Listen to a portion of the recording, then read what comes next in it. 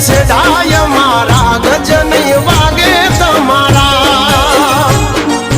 એ વળી દાદો હજુ પાસા રે કરશો ના સિંહના ચાળા